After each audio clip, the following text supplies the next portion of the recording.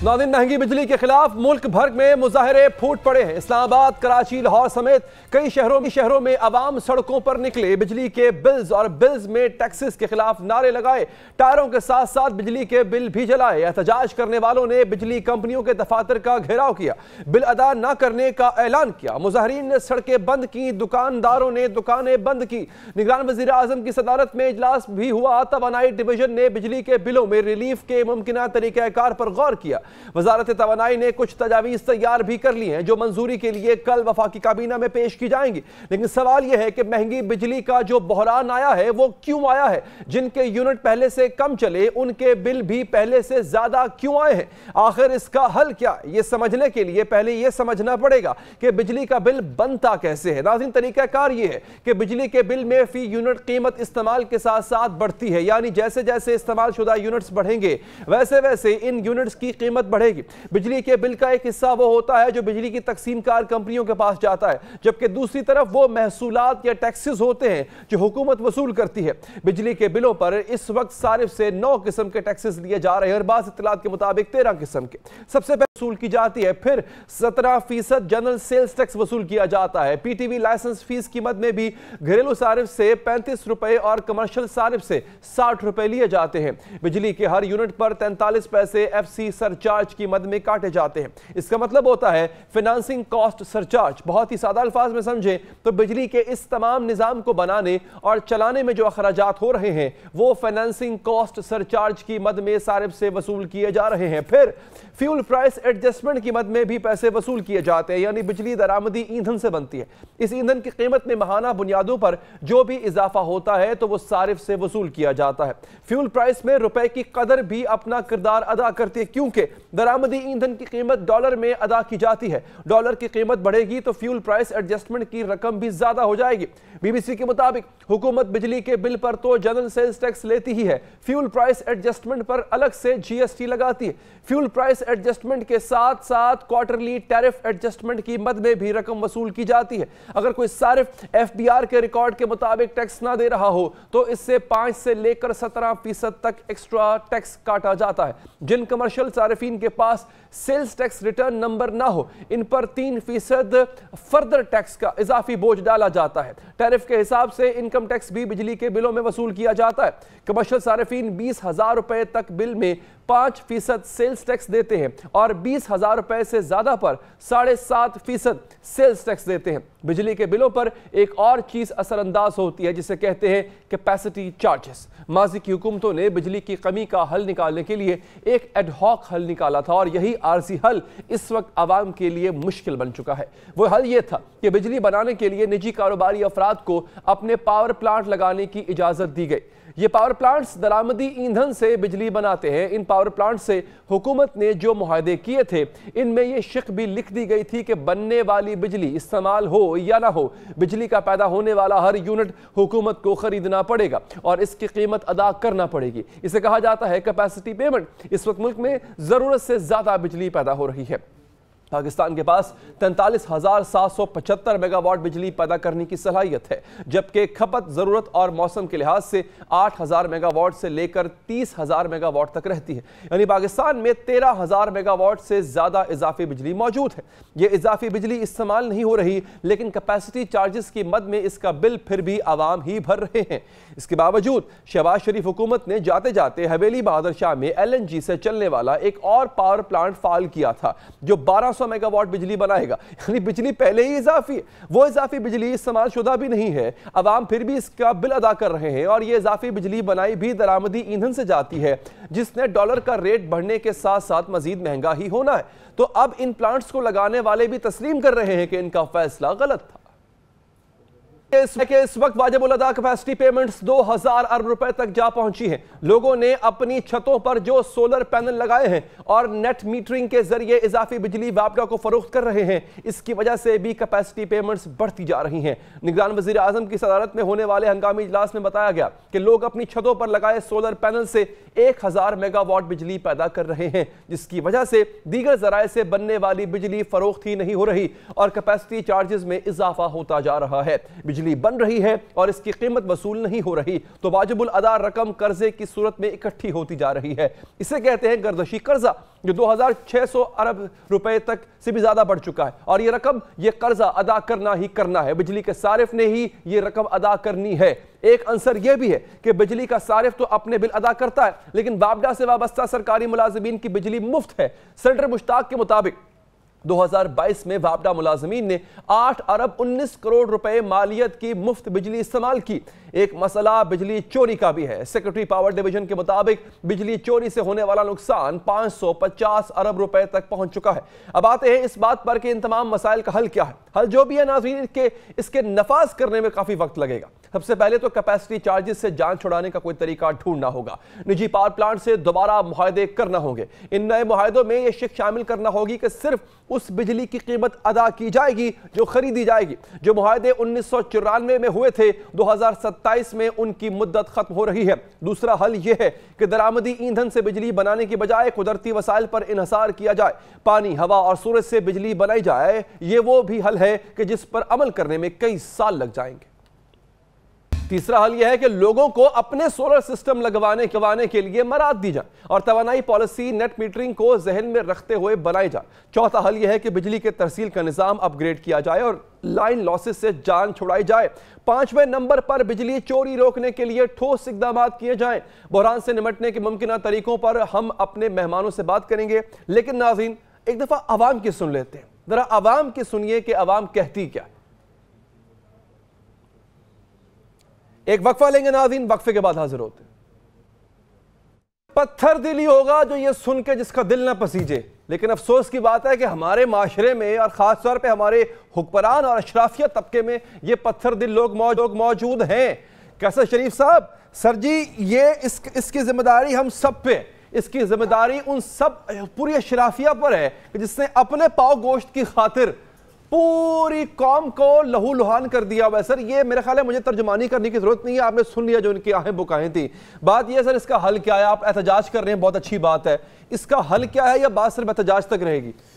बिस्मिल्लाहिर्रहमानिर्रहीम। मैं ये समझता हूँ कि इस वक्त अगर पूरे मुल्क को देखा जाए तो आवाम खुदकुशियाँ कर रही हैं और हुक्मरान जो हैं वो अयाशियाँ कर रहे हैं।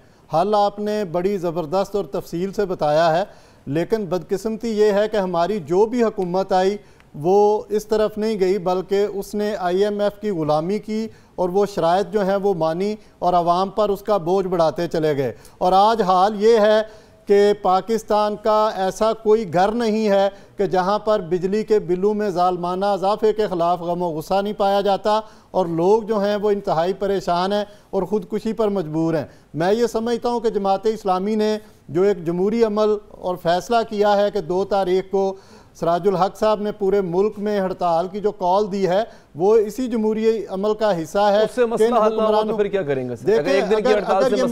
अगर ये मसला हल नहीं होता, ये वक्त आ गया है या तो इनको बिजली के बिल जो है वो कम करने होंगे या हुक्मरानों के घर में भी जो है वो दिए जलेंगे। अच्छा, नहीं, और ये वक्त आ गया है। आज आप एक हार्ड लाइन स्टांस ले रहे हैं? बिल्कुल ले रहे हैं और ये वक्त आ गया है। अवाम का हाथ होगा, इन हुक्मरानों के गिरेबान होंगे। हमने देखा PTI थी तो यही हाल था, PDM की हुकूमत आई तो उससे भी बुरा हाल हुआ और अब ये निगरान हुकूमत है तो ये भी जो इसका असल करने का काम है उस तरफ तो नहीं जा रही, लेकिन ये IMF की और उसकी सारी गुलामी और सारी शराइत मानते हुए आगे बढ़ती चली जा रही है। हक तो ये था कि उन इक़दामात की नफ़ी करती और आवाम को रिलीफ देती और आवाम पर जो ज़ालमाना फैसले जो हैं नाफिज किए गए थे उनको वापस लेने का ऐलान करती और आवाम महसूस करती कि निगरान हुकूमत ने उनको रिलीफ दिया है और निगरान हुकूमत मुल्क की बेहतरी के लिए आई है। लेकिन मसला ये है यहाँ पे एक और मसला भी है कैसर साहब, ये जो इस महीने ये जो अभी मैंने सुनवाया आपको महमूद मौलवी साहब, ये जो अभी मैंने सुनवाई आहो बुका आवाम की, ये है उन बिल्स की जो कि अब आए हैं और ये पिछले महीने के बिल्स है। इसका जो पूरा का पूरा वजन है सर वो PDM गवर्नमेंट पे जाता है। अभी हम इसका वजन इस गवर्नमेंट पे नहीं डाल सकते, ये PDM गवर्नमेंट के दौर के बिल्स हैं जो आज जिनकी वजह से आज लोग परेशान हो रहे हैं। सर मुझे ये बताइए, अब आपकी एक सियासी जमात बन चुकी है जिसका मंशूर होगा डेफिनेटली आवाम को रिलीफ देना। आप इस गर्दिशी कर्जे की लानत से आवाम को कैसे निजात दिलाएंगे? इन कैपेसिटी पेमेंट्स का जो एक हमारे ऊपर जिन बिठा दिया गया लाके, कि जिनकी कीमत भी हमें अदा करनी पड़ती है, बिजली इस्तेमाल हो ना हो, ये टेक्निकल मसले हैं। एहतजाज शायद आप भी कल को कर लें, लेकिन क्या आपकी जमात के पास भी इसका कोई हल है? बिस्मिल्लाहिर्रहमानिर्रहीम। पहले तो अली अजहर साहब, आपके मैंने तज्जिया देखा, बहुत अच्छा था बिजली के इशू पे।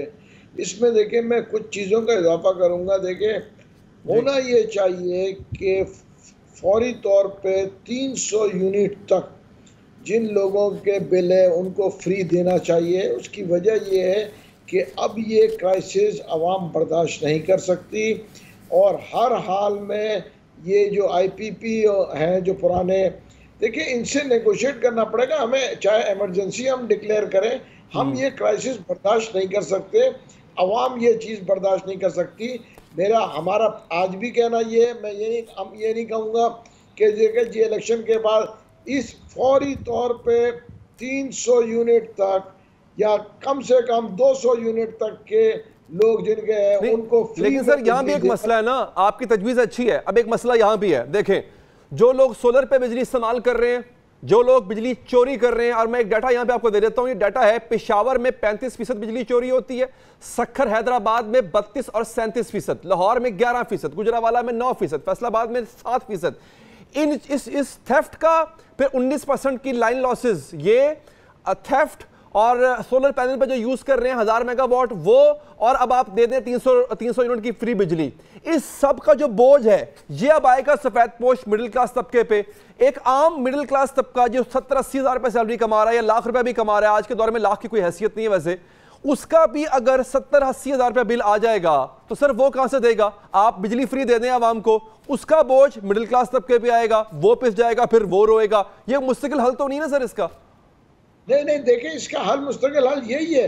पूरी दुनिया में मतलब तो नहीं कहूँगा, इंडिया में हमारे पड़ोसी मुल्क में हो रहा है। आप ये देखें ना, इस वक्त जो है वेजिस को देखते हुए और मुल्क की हालात को देखते हुए मैं देख रहा हूँ इंडस्ट्रीज बंद हो रहे हैं 25% इंटरेस्ट के साथ, मजीद इंडस्ट्री बंद हो जाएंगे, लोग जो है बेरोजगार होंगे, तो हम सिविल वॉर को जाएंगे। ये मेरी बात आप नोट कर लें।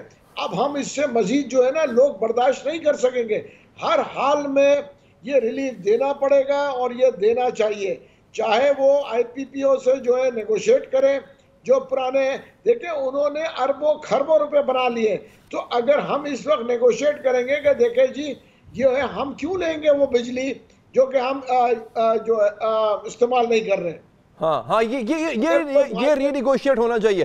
कैसर भाई, सर ये निगोशिएशन होनी चाहिए इसकी कि एक तो IPPs के साथ निगोशिएशन करें, दोबारा डील दोबारा करें। आई नो प्रॉब्लम्स हैं, इंटरनेशनल मुआहदे हैं, हमारे इंटरनेशनल गारंटीज हैं, एक ये करें, और दूसरा क्या अभी ये जो टैक्सेस हैं, अब मुझे एक बात समझ नहीं आती है, इनकम टैक्स जो है वो बिजली के बिल में, ये कौन सी दुनिया में होता है कि इनकम टैक्स बिजली के बिल में लग के आ रहा है? इनकम टैक्स तो होता है इनकम के ऊपर। अब जो घर बेचारे चंदे पे या ज़कात पे चल रहे हैं उनसे भी आप इनकम टैक्स ले रहे हो। ये जो ऊपर के टैक्सेस हैं ये किसी ना खत्म नहीं हो सकता सर? इसमें अली भाई ये जो आपने कहा, पूरे बिल को अगर स्टडी किया जाए तो 48% जो है वो टैक्सेस इसमें शामिल हैं। टोटल अमाउंट का 48% सिर्फ वो टैक्सेस हैं, जो 9 से 12 मुख्तलिफ टैक्सेस जो हैं वो शामिल हैं।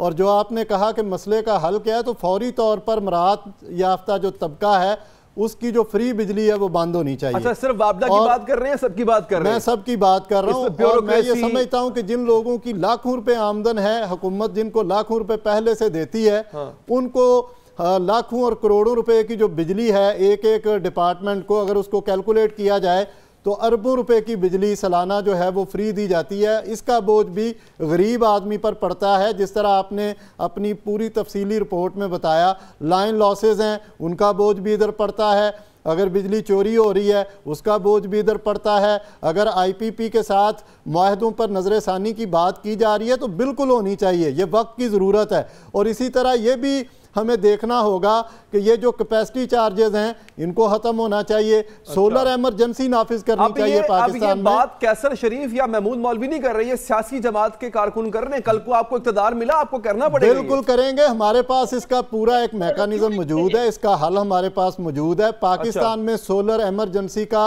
नफाज होना चाहिए। देखें, जब सोलर पैनल की बात की जाती है तो वहां पर भी बैरियर्स और हर्डल्स खड़ी की गई हैं ताकि सोलर की तरफ लोग ना आए। वो बैरियर्स क्या हैं? नंबर 1, एक तो मीटर नहीं मिलता, कनेक्शन नहीं मिलता, उसके लिए जलील किया जाता है। दूसरा, यूनिट जो मिलना चाहिए था उस पर जो है उन्होंने एक खुद से उसका एक रेट बनाकर थोड़े से पैसे देना शुरू कर दिए, जिससे हौसला शिकनी हुई। अगर प्रॉपर तौर पर कोई एक लाहे अमल बनाया जाए तो सोलर पैनल की तरफ आवाम आएगी और इसको फ़रोग मिलेगा, जिससे बिजली पैदा करने में, बिजली को कंज्यूम करने में बिल्कुल बहुत सारा फायदा होगा। आप हल दे रहे हैं, अच्छी बात है मौलवी साहब, ये एक अच्छा हल है, लेकिन इस पर एक और सवाल उठता है। आपने सोलर पैनल पे बिजली कन्वर्ट की, कंज्यूमर को कन्वर्ट किया, वो सोलर पे बिजली बना रहा है, आपको भी दे रहा है, अपनी भी बना रहा है। अब जिनसे आईपीपीएस के मुआहदे हुए हैं वो कहेंगे हम तो बिजली बना रहे हैं, हुकूमत उनसे लेगी नहीं क्योंकि सारिफ अपनी बिजली खुद पैदा कर रहा है, उनको पैसे कहां से देंगे? उनको पैसे फिर आप आवाम के ऊपर डालेंगे, फिर आप आवाम से बिल लेंगे, आप उसका क्या करेंगे आप मौलवी साहब? देखिए, हमें ये मुआहदे को नेगोशिएट करना चाहिए। ये हर पे आखिर नहीं है, दुनिया में हर जगह मुआहदे नेगोशिएट होते हैं। ये कोई अजूबी बात नहीं कर रहा हूँ, बिल्कुल गारंटीज दिए हुए हैं। जब क्राइसिस आते हैं, इमरजेंसी आती है, देखें ना आप, हर चीज़ नेगोशिएट हो जाता है। ऐसी दुनिया में कोई चीज़ नहीं है, जब इमरजेंसी आ जाती है, वॉर लाइक सिचुएशन होता है तो हर चीज़ नेगोशिएट होता है। हम इस वक्त वॉर लाइक सिचुएशन में पहुंच गए हैं। ये आवाम को कंट्रोल करना जिस हिसाब से, ये नामुमकिन हो जाएगा। और ये मैं आपको बता दूं, यहाँ जो है सिविल वॉर की तरफ जा रहे हैं। मुझे ये तो हालात है सर। बिल्कुल ठीक मौलवी साहब, वक्त कम है लेकिन बहुत मशकूर हूँ आपका, आपने प्रोग्राम में वक्त भी निकाला और हल भी पेश किया। खलील साहब आपका भी बहुत बहुत शुक्रिया सर, आप तशरीफ लाए, बल्कि हल के साथ तशरीफ लाए, आपका बहुत शुक्रिया।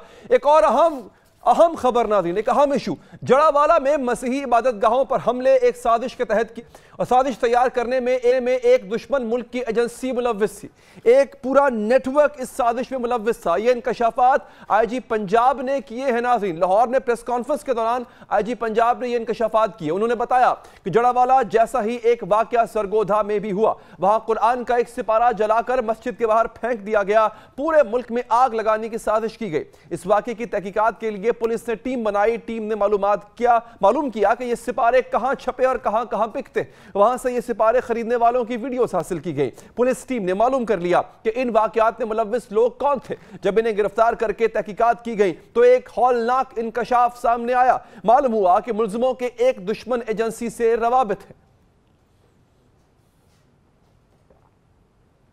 2500 जो पूरे पंजाब में सफेद कपड़ों में लगाई गई थी, उन्होंने मालूम कर लिया कि ये लोग कौन हैं और उनको गिरफ्तार किया। और उनको गिरफ्तार करने के बाद आरपीओ साहब ने इसकी साइबर इवैल्यूएशन की तो पता चला कि एक होस्टाइल इंटेलिजेंस एजेंसी से इनके लिंक्स मिलते हैं। नाज़रीन, आईजी पंजाब के मुताबिक साजिश का मकसद पाकिस्तान में बसने वाले मुसलमानों और ईसाइयों को आपस में लड़वाना था। उन्होंने यकीन दिलाया कि ऐसे वाकयात अब दोबारा नहीं होंगे क्योंकि शरपसंदों का नेटवर्क तोड़ दिया गया है। आईजी पंजाब ने यह इल्तजा भी की कि मुसलमान किसी भी साजिश का आला-ए-कार न बने। मस्जिद के इमाम पर भी फर्ज है कि वो किसी भी ऐसे अमल में लाउड स्पीकर का इस्तेमाल न होने दें। हमारे नुमाइंदे शिराज निसार साहब ने आईजी पंजाब से बात की, उनसे तफ्तीश के हवाले से उन्होंने जो सवालात किए, वो सवालात जो उन्होंने किए वो मैं आपके सामने रखने जा रहा हूँ, और जो आईजी पंजाब साहब का जवाब था वो भी आप सुन सकेंगे। आईजी पंजाब से पूछा गया कि जिस दुश्मन इंटेलिजेंस एजेंसी का जिक्र किया, क्या वो शवाहिद थे, वो क्या शवाहिद सामने आए थे जिस पे ये नतीजा अखज़ किया, उनका क्या जवाब था, सुनिए। खाना रवैया अख्तियार नहीं करना, तौहीन रसालत के ऊपर हमारे जज्बात वाज़े हैं, लेकिन कानून हाथ में नहीं लेना चाहिए था। मुद्दई होते हुए हमें मुल्ज़िम नहीं बनना चाहिए था। उस पर हमें इनको सज़ा दिलवानी पड़ेगी और हमारा ये फ़र्ज़ है, हम दिलवा के रहेंगे। लेकिन मुसलमानों पे फ़र्ज़ है कि वो अपनी मस्जिद के लाउड स्पीकर को दुश्मन के लिए के हक़ में इस्तेमाल ना करें। वो ये होता है कि कराता कोई है, भरता कोई है। इस्लाम में इसकी कतई इजाज़त नहीं है। ये तमाम बंदे, सबसे पहले सरगोदा के DPO का इंतहाई शानदार किरदार है। 4 अज़ला में, मैं आपके चैनल पर ब्रेक कर रहा हूँ, 4 अज़ला में 120 दुकानों से ज़्यादा पे हमने सर्वे कराया। तमाम हमने 2019 से जितने पारे छपे थे उनको स्टडी किया, और ये DPO सरगोदा हमारे जो हैं उनका कारनामा है। सरगोदा में सबसे पहले हमें पता चला, उसके बाद हमने जड़ावाला में हमें पहले शक था, उसको हम अभी वेरीफाई कर रहे हैं। सरगोदा के तो टेलीफोन से हमें सबूत मिल गया है, और उसके बाद हमारी इंटेलिजेंस एजेंसी पे काम कर रही हैं। जहाँ तक बाकी ताल्लुक, हमने फ़ौरन एक्टिवेट किया है जो पाकिस्तान के नेशनल इंटरेस्ट हैं, चाहे वो CPEC का मनसूबा हो, चाहे वो चाइनीज़ इन्वेस्टमेंट हो, चाहे वो कोई और हो, हम फौरी तौर पर एक्टिवेट हो गए। देखिए, मुसलमानों ने तो अपने दरवाजे खोल दिए, हमने तमाम लोगों ने वहाँ हमको खाने भी पहुँचाए, गवर्नमेंट ने रिपेयर भी करके दिए घर, चर्चिज़ को भी हम पहले से बेहतर रेनोवेट कर रहे हैं, हमारे भाई हैं, उनके साथ जो ज्यादती हुई उसकी जस्टिफिकेशन कि इंडिया में 130 मर गए या उनको हलाक कर दिया गया या जुल्म कर दिया गया। कोई बहुत बड़ा जुल्म किसी छोटी सी ज्यादती जो है उसका भी बराबर नहीं करता, जस्टिफाई नहीं करता। लेकिन मैं ये पैगाम देना चाहूँगा मुसलमानों को कि जब कोई ऐसा आए, आपके जज्बात बिल्कुल बजा, लेकिन उन जज्बात को एक्शन में न कन्वर्ट करें, हमारे पास आएँ, हम हाजिर हैं। हम इसके तमाम लिंक्स देख रहे हैं और हमारी प्रीमियम इंटेलिजेंस एजेंसीज पे बहुत पहले दिन से काम कर रही है और इंशाल्लाह रिजल्ट बहुत जल्द आपके सामने होगा। लेकिन लोगों को फ़र्ज़ है कि वो अब दोबारा झांसे में ना आए। बहुत शुक्रिया। डॉक्टर उस्मान अनवर, आईजी पंजाब का ये कहना है कि बेशुमार ऐसे शवाहिद मिले जिस तरह 130 मसीहियों को भारत में कत्ल कर दिया, उसके बाद पाकिस्तान में आग लगाने की कोशिश की गई, लेकिन पूरा नेटवर्क जो है वो उसको कंट्रोल कर लिया गया है और बाकी जो शहरों में भी ऐसे शवाहिद थे वहाँ पर भी हिकमत अमली तैयार कर ली गई और ऐसा कोई भी सानिया रूनमा नहीं। शराज साहब, आपका बहुत बहुत शुक्रिया। आपने एक्सक्लूसिव इंटरव्यू लिया है आईजी पंजाब का सानेह जड़ावाला के हवाले से। पीएनएन की स्क्रीन पे आपने देखा। नाजरीन, एक वक्फा लेंगे, होगी या नहीं। इस्लामाबाद हाई कोर्ट महफूज फैसला कल सुबह 11 बजे सुनाएगी। Chief justice Islamabad high court Amir Farooq और जस्टिस तारिक जहांगीरी की सरबराही में 2 रुकनी बेंच ने आज समाअत शुरू की तो बैरिस्टर अली जफर ने चेयरमैन पीटीआई से मुलाकात की इजाजत देने की इस्तदा की, जिस पर चीफ जस्टिस आमिर फारूक ने रिमार्क्स दिए कि आज तो सजा मुअत्तली की दरख्वास्त पर फैसला हो जाएगा। इलेक्शन कमीशन के वकील अमजद परवेज एडवोकेट ने चेयरमैन पीटीआई की सजा मुअत्तली की मुखालफत करते हुए मुख्तलिफ कवानीन और अदालती फैसलों के हवाले पेश किए। अमजद परवेज एडवोकेट ने कहा कि पब्लिक प्रोसिक्यूटर को भी पहले नोटिस किया जाना जरूरी है, जिस पर जस्टिस आमिर फारूक ने कहा कि शिकायत तो इलेक्शन कमीशन ने फाइल की थी, रियासत ने नहीं। ट्रायल कोर्ट में आपने ये बात नहीं की, आप पहली बार ये बात कह रहे हैं। अमजद परवेज एडवोकेट ने भारतीय अदालत के फैसले का हवाला देते हुए कहा कि राहुल गांधी को प्राइवेट कंप्लेंट में 2 साल की सजा हुई। राहुल गांधी ने सजा मुअत्तली की दरख्वास्त दायर की जो खारिज कर दी गई। अदालत ने फैसला दिया कि सजा मुअत्तल करना कोई हार्ड एंड फास्ट रूल नहीं। वक्फे के बाद चेयरमैन पीटीआई के वकील लतीफ खोसा रोस्ट्रम पर आ गए और कहा कि इलेक्शन कमीशन के वकील के दलाइल में मदाखलत नहीं करना चाहता, लेकिन कुछ फैसलों के हवाले देना चाहता हूं। उन्होंने नवाज शरीफ की सजा मुअत्तली का हुक्म बहाल रखने की सुप्रीम कोर्ट के फैसले का हवाला दिया और कहा कि इलेक्शन कमीशन के वकील ने 1 घंटा पहले दिन लिया, 2 घंटे आज ले गए। अमजद परवेज एडवोकेट ने कहा कि चेयरमैन पीटीआई के वकील ने इलेक्शन कमीशन और सेशन जज को विलन बनाया हुआ है। लतीफ खोसा ने सजा मुअत्तली की दरख्वास्त पर दलाइल के लिए 3 दिन लिए उन्होंने तोशाखाना केस का फैसला सुनाने वाले जज को मश्क सितम बना रखा। वकील इलेक्शन कमीशन ने कहा कि उन्होंने 6 नुकात उठाए, मुझे उनका जवाब देना है। चीफ जस्टिस आमिर फारूक ने रिमार्क्स दिए कि जस्टिस खोसा ने कहा था टेस्ट मैच का जमाना चला गया, अब 2020 का दौर है। लतीफ खोसा साहब ने बड़े शाइस्ता अंदाज में कहा कि मुख्तसर करें। अमजद परवेज ने कहा उन्होंने बयानिया बना दिया है कि यह कोई पहला केस है जिसमें मुल्जिम को हक दिफा का मौका नहीं दिया गया। इलेक्शन कमीशन को शिकायत दायर करने के लिए इजाजत न होने का एतराज उठाया गया। दरहकीकत सेक्रेटरी कमीशन ने इलेक्शन कमीशन की हिदायत पर ही शिकायत दायर करने की इजाजत दी। इलेक्शन कमीशन का इजाजतनामा रिकॉर्ड का हिस्सा है। जस्टिस आमिर फारूक ने कहा कि इलेक्शन कमीशन ने ऑफिस को शिकायत दायर करने का कहा, किसी मखसूस शख्स को नहीं। आपकी दलील अपनी जगह, लेकिन सेक्रेटरी कमीशन ने खुद को मुतल्लिका शख्स कैसे समझा? कंप्लेंट दायर करने के लिए सेक्रेटरी इलेक्शन कमीशन ने क्यों कहा? इलेक्शन कमीशन ने यह नहीं कहा कि सेक्रेटरी इलेक्शन कमीशन जो जरूरी समझे वो करे। उन्होंने दफ्तर को ऐसा करने की हिदायत जारी की। अमजद परवेज एडवोकेट ने कहा कि इस कंप्लेंट का ड्राफ्ट इलेक्शन कमीशन ने मंजूर किया। इलेक्शन कमीशन के फुल कमीशन ने कंप्लेंट की मंजूरी दी। Chief justice Islamabad high court ने कहा कि इलेक्शन कमीशन ने ऑफिस को ऑर्डर किया, सेक्रेटरी ईसी के अलावा क्या कोई और भी कंप्लेंट दायर कर सकता है? क्या इलेक्शन कमीशन का डीजी लॉ ये कंप्लेंट दायर कर सकता था? इलेक्शन कमीशन के वकील ने कहा कि सेक्रेटरी इलेक्शन कमीशन का एडमिनिस्ट्रेटिव सरबराह होता है, जिस पर जस्टिस आमिर फारूक ने रिमार्क्स दिए कि हाई कोर्ट और सुप्रीम कोर्ट के एडमिनिस्ट्रेटिव मामलात रजिस्ट्रार चलाता है। चीफ जस्टिस क्या रजिस्ट्रार को कोई कार्रवाई करने का कहेगा या ऑफिस को? Chief justice Islamabad high court ने इलेक्शन कमीशन के वकील से इस्तफसार किया कि अब मजीद किस नुक्ते पर दलाइल बाकी हैं, जिस पर अमजद परवेज एडवोकेट ने बताया कि हक दिफा और 4 माह में कंप्लेंट दायर करने के नुकात पर दलाइल देने हैं। वावेला किया जा रहा है कि ट्रायल कोर्ट के जज ने हाई कोर्ट के ऑर्डर की खिलाफ वर्जी की। मैं बताऊंगा कि ट्रायल कोर्ट ने हाई कोर्ट के ऑर्डर की खिलाफ वर्जी नहीं की। अमजद परवेज एडवोकेट ने कहा कि मैंने अदालती नजरें आपके सामने रख दी हैं, अदालत देख ले। ट्रायल कोर्ट ने चेयरमैन पीटीआई के गवाहों को गैर मुतल्लिका करार दिया। चेयरमैन पीटीआई के खिलाफ यह केस गलत डिक्लेरेशन का है। चीफ जस्टिस आमिर फारूक ने इस्तफसार किया कि क्या इलेक्शन कमीशन में जमा कराई गई असासों की तफसीलात पब्लिक दस्तावेज है, जिसके बाद इस्लामाबाद हाई कोर्ट ने चेयरमैन चेयरमैन पीटीआई की सजा मुअत्तली की दरख्वास्त पर फैसला महफूज कर लिया। माहिरीन के मुताबिक तोशाखाना केस में पीटीआई चेयरमैन को रिलीफ मिल भी जाए तो बेफायदा होगा कि कहीं साइफर तो कहीं जिना हाउस हमला और केस हमलावर केस उनके सर पर मंडला रहे हैं। आसमान से गिला खजूर में अटका के मिस्ताक वो एक के बाद एक मुकदमे में गिरफ्तार होते और जेल जाते रहेंगे। बात करेंगे इसी हवाले से। हमें ज्वाइन किया है सीनियर वकील हैं और लीगल एडवाइजर भी हैं पाकिस्तान तहरीक इंसाफ के शुएब शाहीन साहब। शुएब साहब, क्या उम्मीद है आपको, कल बर्रियत हो जाएगी खान साहब की? देखें, अभी बर्रियत का केस तो चल नहीं रहा है, अभी तो चल रहा है कि क्या सेंटेंस सस्पेंड कर देना चाहिए। बाजार नजर आ रहा है कि इंशाल्लाह सस्पेंड हो जाएगी। और इसके अंदर देखें ना, केस के अंदर खुद उन्होंने माना है कि जो गलती नीचे ट्रायल कोर्ट ने की है वो मैं नहीं करना चाहता, जज साहब कह रहे हैं। और दूसरी बात यह है कि जो ट्रायल कोर्ट का फैसला है ये एकतरफा फैसला है, किसी को सुने बगैर उसको सजा कैसे दे सकते हैं। और गवाहान की फहरिस्त को उन्होंने पहले कहा मुतल्लिका है, बाद में कह दिया गैर मुतल्लिका है। 1000 दिन के करीब टाइम बार्ड है जो इनकी कंप्लेंट है, फिर ऑथराइज्ड पर्सन की तरफ से नहीं है। ये सारे बड़े इंपॉर्टेंट एस्पेक्ट हैं। मैं इसमें होपफुल हूँ कि इंशाल्लाह इसमें इनकी ऑर्डर सस्पेंड। अच्छा शेख साहब, अगर कल रिहाई हो भी जाती है तो दीगर केसेस में जहां पे गिरफ्तारी डल चुकी है खान साहब की, उनका क्या होगा, उसमें कितना वक्त लगेगा? देखिए, मेरी नज़र में तो कल ऑर्डर आने के बाद कल ही या परसों या तरसों ये एक आध दिन में उनकी बाहर आ सकते हैं, इसलिए कि जिस तरह की कैफियत में इनको गिरफ्तार किया गया था 5 तारीख को, अगर वो ऑर्डर ही सस्पेंड हो जाता है तो बाकी इस दौरान जो जमानतें थी वो खारिज हुई हैं, अदम पैरवी पे खारिज हुई हैं। वो अदम पैरवी की खारिज की हुई तो सिर्फ इस बुनियाद पर कि जी इमरान खान साहब पेश नहीं हो रहे। भाई पेश तो हम होना चाहते हैं, हमें तो या तो कोर्ट प्रोड्यूस करती या हमें प्रोटेक्टिव बेल देगी कि ठीक है जी हम चले जाते हैं अदालतों में। तो मेरा ख्याल है कि 1-2 दिन कल हो सकता है या एक आध दिन और लग सकता है। तो सर गिरफ्तारियां जो हैं वो किन किन केसेस में डाली गई हैं चेयरमैन तहरीक इंसाफ की? देखें, मुझे नहीं पता कि गिरफ्तारी अभी डाली है या नहीं। जो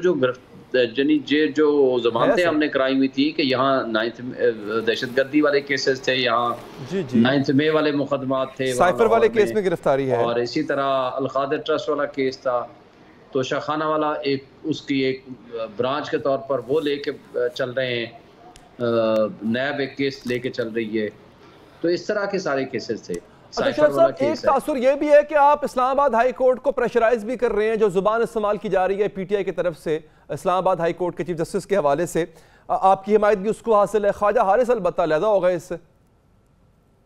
देखिए, पहली बात तो यह है कि मैंने नज़र से तो वैसे नहीं गुजरे, लेकिन क्वेश्चन ये है कि इनके तासुब के बारे में तो इमरान खान साहब के अपने जब ख्वाजा हारिस साहब इसमें वकील थे उस वक्त ही लिख के एप्लीकेशन देगी थी कि आप इन केसेस को ना सुने।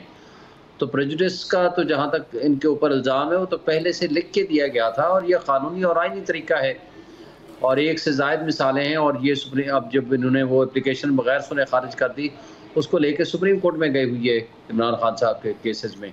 तो मेरा ख्याल है कि ये तो एक कानूनी और आईनी तरीक़ाकार अडॉप्ट किया गया है, और इंसाफ देना इनकी जिम्मेदारी है। ये कोई किसी पे एहसान तो है नहीं। हम तो ये नहीं कहते कि आप ज़रूर आप सुने। देखें, 8 जज यहाँ और हैं, किसी को भी दे दें, या आप हमने ये भी एप्लीकेशन दी है कि पेशावर हाई कोर्ट के किसी जज को दे दें, आप लाहौर हाई कोर्ट के किसी जज को दे दें। लेकिन अगर किसी का ट्रस्ट नहीं है किसी एक जज के ऊपर, तो मुनासिब यही होता है कि वो जज साहब उन केसेस को ना सुने। ठीक है शुएब साहब, बहुत शुक्रिया, आपने प्रोग्राम के लिए वक्त निकाला। नाज़रीन, जेल में कैद पीटीआई चेयरमैन को दस्तियाब नाक़िस सहूलतों के हवाले से 6 में गोइयां दम तोड़ गई हैं, और हुकूमत ने दावा किया है कि साबिक वज़ीर आज़म को जेल में हाई प्रोफाइल कैदी का दर्जा हासिल है। चीफ जस्टिस उमर अता बंदियाल के सामने आज इस बात का एतराफ़ किया गया और एक रिपोर्ट पेश की गई। उनके हुक्म पर अटॉर्नी जनरल ने आज चेयरमैन पीटीआई की जेल में हालत इज़ार के बारे में तफसीली रिपोर्ट सुप्रीम कोर्ट में पेश कर दी, जिसमें बताया गया कि चेयरमैन पीटीआई अटक जेल में सबसे महफूज हाई ऑब्जर्वेशन ब्लॉक में क़याम पजीर हैं, और इनकी मुल्हिका बैरक्स को भी खाली रखा गया है। रिपोर्ट के मुताबिक इन्हें 9 फीट लंबी और 11 फीट चौड़ी बैरक में रखा गया है। इनके वॉशरूम की दीवार 6 फीट ऊंची है, जबकि वॉशरूम 7 फीट लंबा और 4 फीट चौड़ा है, जबकि इन्हें जेल में वाइट वॉश, पक्का फर्श और एक पंखे की सहूलत भी मैसर है। रिपोर्ट में बताया गया कि बेहतर क्लास का कैदी होने पर चेयरमैन पीटीआई को मैट्रेस, एयर कूलर, 4 तकिए, मेज, कुर्सी की सहूलत भी दी गई है।